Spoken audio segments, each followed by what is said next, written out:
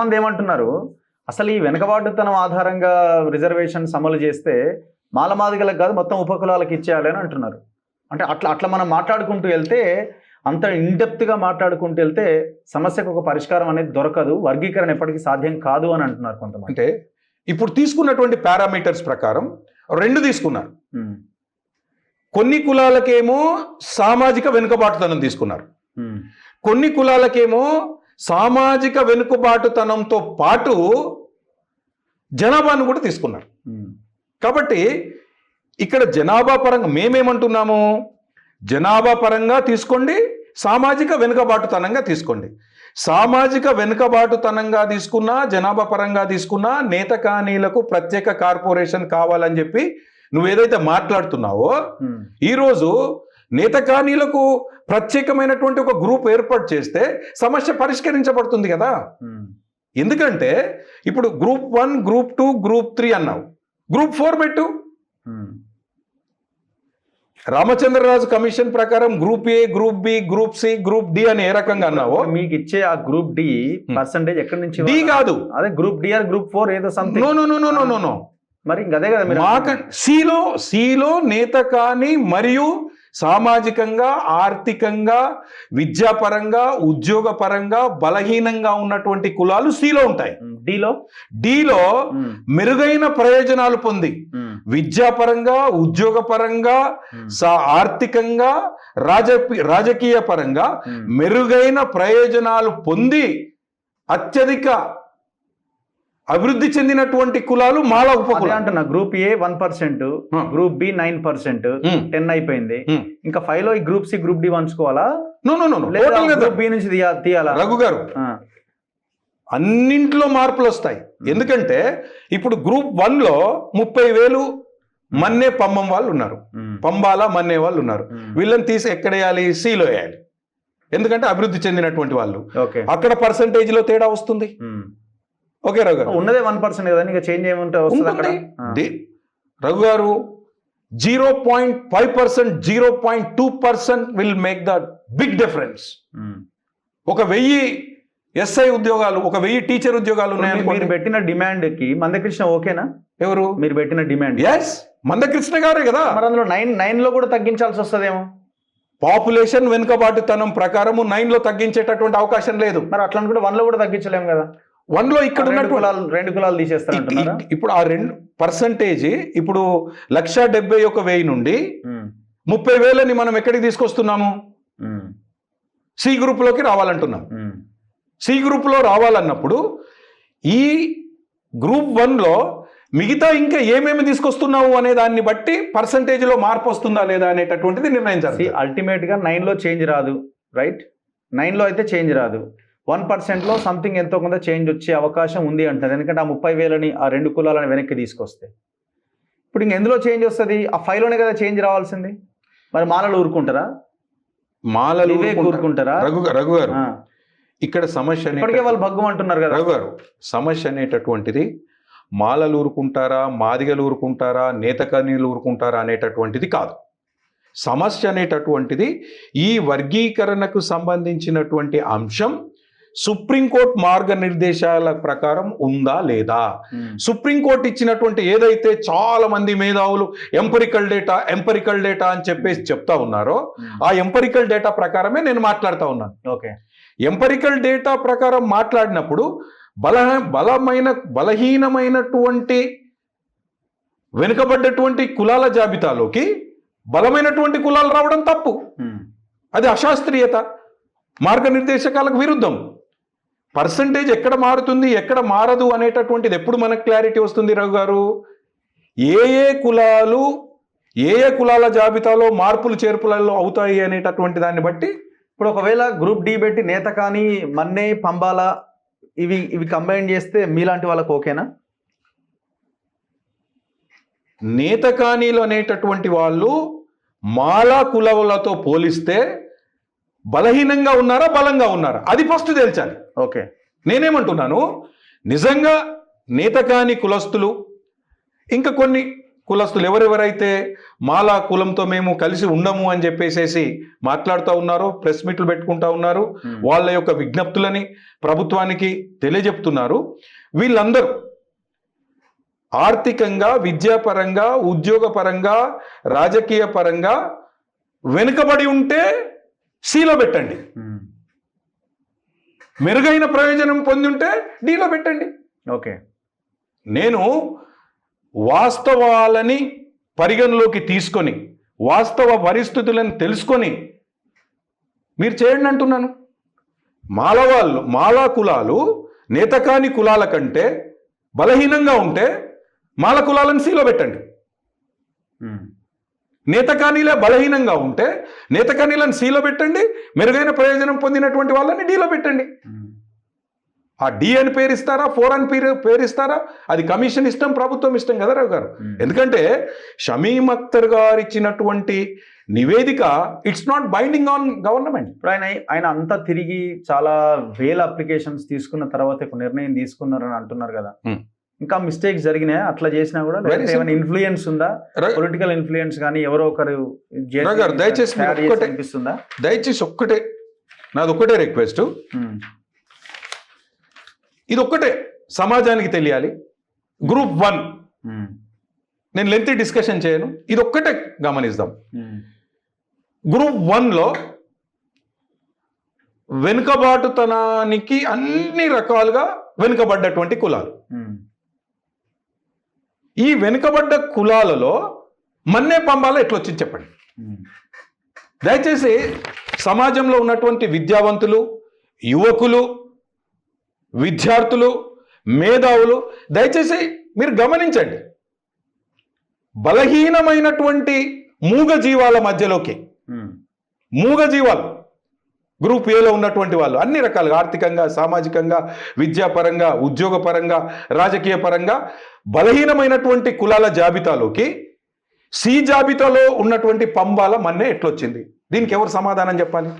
ఇప్పుడు ఒకవేళ రేపు చట్టం అయిందనుకోండి, వాట్ నెక్స్ట్ ఏం చేయగలుగుతారు? మీరు ఏం చేస్తారు? ప్రభుత్వం అదే ఇప్పుడు దాని మీదనే స్టిక్ ఆన్ అయ్యే అవకాశాలే కనిపిస్తున్నాయి అని అంటున్నారు. నిన్న మంత్రి దామోదర్ రాజనరసింహ కూడా 100% దీంట్లో ఎలాంటి తప్పులు లేవు, పర్ఫెక్ట్గా ఉంది అని చెప్తున్నారు. రేపో చట్టం చేసే అవకాశం ఉంది. నేను ఇదే దామోదర రాజనరసింహ గారికి మన తొలి వెలుగు ఛానల్ ద్వారా నేను విజ్ఞప్తి చేస్తా ఉన్నాను. నిన్న దామోదర రాజనరసింహ గారు ఏదైతే పవర్ పాయింట్ ప్రజెంటేషన్ 40 నిమిషాలు గంట పెట్టినారో, V6 ఛానల్ దాన్ని లైవ్గా తీసుకొచ్చిందో అదంతా తప్పుల తడక. నేను కూర్చుంటా, దామోదర రాజనరసింహ గారు ఎక్కడికి రమ్మంటారో నేను అక్కడికి వస్తా. ప్రెస్ ముందు పెట్టుకుందాం, ఇద్దరమే డిబేట్ డిస్కషన్ పెట్టుకుందాం, ప్రజలందరూ గమనిస్తారు. ఆయన చెప్పినటువంటి పవర్ పాయింట్ ప్రజెంటేషన్ కరెక్టా, తప్పుల తడకతో కూడుకుంటున్నదా, లేదంటే వెంకటేష్ నేత విశ్లేషణ తప్పుల తడకతో ఉంటుందో ప్రజలు గమనిస్తారు కదా. ఇప్పుడు రేపు పొద్దున ఒకవేళ మీరు కోర్టుకు వెళ్ళే అవకాశం కూడా ఉంటుందా? ఏది ఇప్పుడు దీని మీద ఒకవేళ వాళ్ళు చట్టం చేస్తే?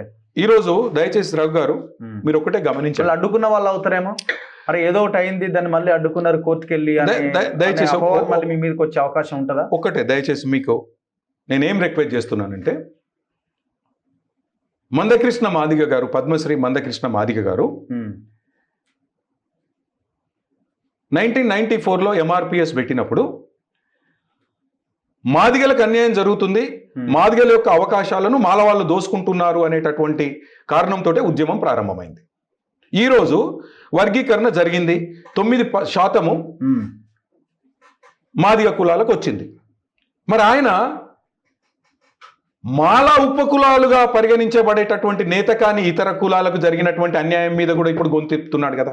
వెంకటేష్ నేత కానీ బీజేపీ లీడరు, ఆయన కూడా బీజేపీకి దగ్గరగా ఉన్నాడు. వీళ్ళు డెసిషన్ తీసుకుంది కాంగ్రెస్ పార్టీ, అందులో భాగంగా దీన్ని మద్దతు ఇవ్వలేడు ఇప్పుడు తీసుకున్న నిర్ణయానికి. సో అందుకే వ్యతిరేకిస్తున్నాడు అన్న ఒక చర్చని రఘు గారు, ఆయనకి వ్యతిరేకంగా ఉన్న కొంతమంది మాట్లాడుతున్నారు. దయచేసి మీరు ఇక్కడ గమనించాల్సినటువంటి అంశం ఏంటంటే, ఈరోజు ఎమ్మెల్యే ఎలక్షన్స్ లేవు, ఎంపీ ఎలక్షన్స్ లేవు. ఇది రాజకీయ కోణంలో చూసేటటువంటి అవకాశం లేదు, నంబర్ 1. నంబర్ 2, వెంకటేష్ నేత అనేటటువంటి వ్యక్తి, మీరు మీడియా రంగంలో గత సంవత్సరాలుగా మీరు యాక్టివ్ ఉన్నారు. ఎప్పుడైనా ఈ వర్గీకరణకు సంబంధించినటువంటి అంశంలో నేను మాట్లాడానా? బీజేపీ ఎంపీగా 5 సంవత్సరాలు ఉన్నటువంటి కాలంలో నేను మాట్లాడలేదు.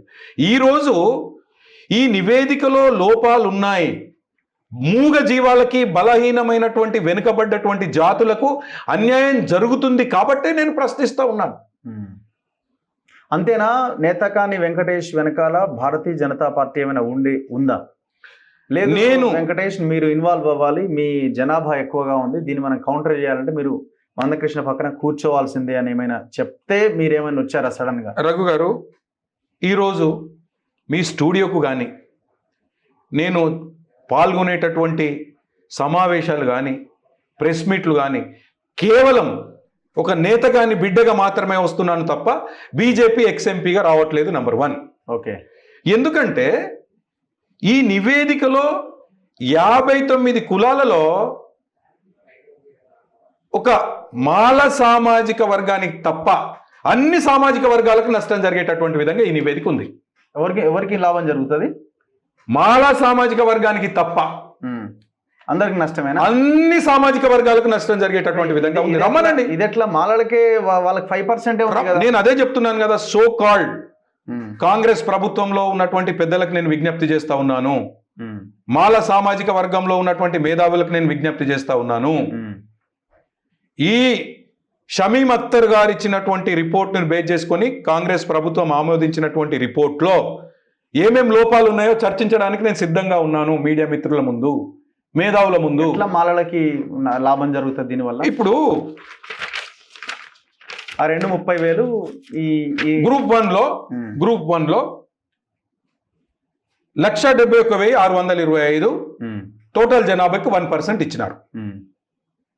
ఓకే.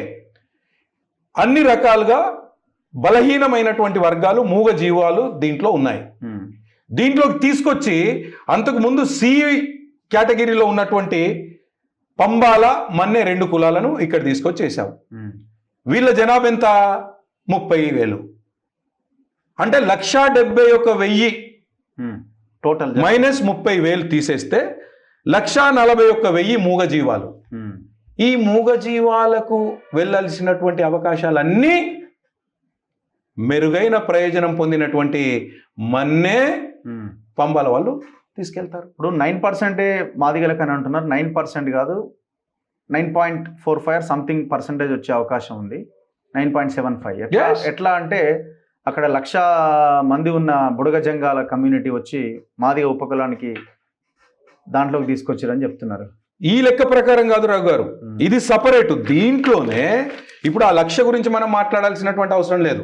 ఈ 32,74,377 గురించి మాట్లాడినా ఇంకా కొంత పర్సంటేజ్ ఇక్కడ రావాల్సి ఉంది. అది కూడా అతి త్వరలోనే ఒక పవర్ పాయింట్ ప్రజెంటేషన్ రూపంలో మేము మీడియా ముందుకు వస్తాము, ప్రెస్ కాన్ఫరెన్స్ పెడతాము, పవర్ పాయింట్ ప్రజెంటేషన్ ఇచ్చి సమాజంలో ఉన్నటువంటి ఉద్యోగులు, విద్యార్థులు, యువకులు, మేధావులు అందరూ కూడా ఆమోదించేటటువంటి విధంగా సైంటిఫిక్ డేటా తోటి మేము ముందుకు వస్తాం. ఇప్పుడు నా పాయింట్ ఒకటి, ఇప్పుడు మరి అలా అనుకున్నప్పుడు మాలలు మళ్ళీ రోడ్ల మీదకి వస్తున్నారు కదా, అంటే మాల నాయకులు మళ్ళీ రోడ్ల మీదకి వచ్చి వర్గీకరణ తప్పు, ఇది నిలబడదు అని చెప్తున్నారు కదా. వాళ్ళు ఏ రకంగా నిలబడారు? లాభం జరిగింది మొత్తం వాళ్ళకి లాభం. రఘు గారు, నేనేం చెప్తున్నాను, ఇప్పుడు అన్యాయం ఏ రకంగా జరిగింది, ఈ నివేదికలో ఏమేం లోపాలు ఉన్నాయో నేను ప్రభుత్వం ఆమోదించినటువంటి లిస్టు తీసుకుని నేను మాట్లాడుతున్నా, ఆధారాలతో సహా.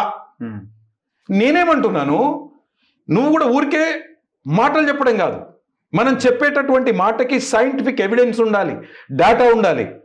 వేకే చెప్పడం కాదు, నీ దగ్గర నువ్వు చెప్పేటటువంటిది వాస్తవం అయితే, న్యాయంగా ఉంటే, విత్ డేటా నీకు ఏ రకంగా అన్యాయం జరిగిందో చెప్పమంటున్నాం కదా. ఇప్పుడు నాకు అన్యాయం ఏ రకంగా జరిగింది, మిగతా జాతులకు ఏ రకంగా అన్యాయం జరిగిందో నేను వివరిస్తున్నాను. At the same time let them come for discussion కదా రావు గారు. సో కాబట్టి దయచేసి మళ్ళొక్కసారి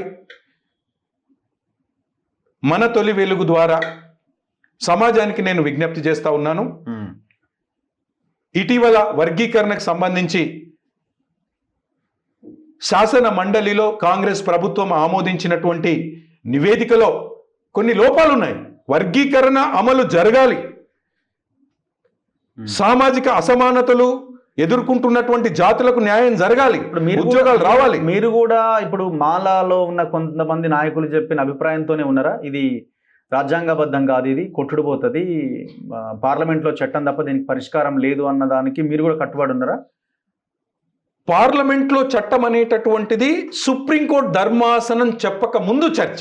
ఓకే, ఆల్రెడీ సుప్రీంకోర్టు ధర్మాసనం 7 జడ్జీలలో 6 జడ్జీలు వర్గీకరణ చేసుకునేటటువంటి అధికారం రాష్ట్రాలకు ఉంది అని ఇచ్చేసింది. No discussion about parliament.